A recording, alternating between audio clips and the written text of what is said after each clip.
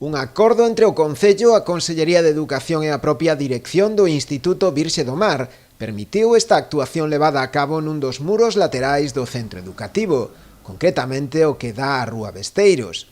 O resultado salta á vista, unha mellora significativa, grazas tamén ao traballo dos integrantes da Asociación Bella Escola. Eles foron os verdadeiros artistas. Un mural que vai a mellorar significativamente o aspecto da Rúa Besteiros, que se busca tamén que por parte daquelas persoas que tradicionalmente se dedican a facer pintadas e que non respetan o mobiliario urbano e demais, pois dado que aí vai a haber un mural, confiamos en que agora respeten o traballo artístico das persoas e dos profesionais que están facendo ese mural.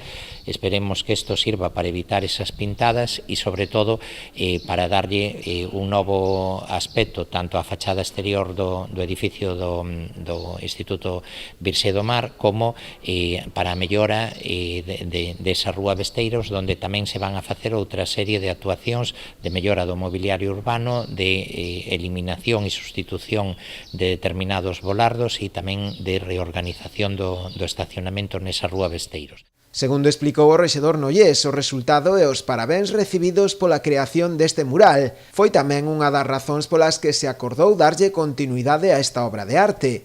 E nas próximas semanas completarase totalmente a fachada do edificio.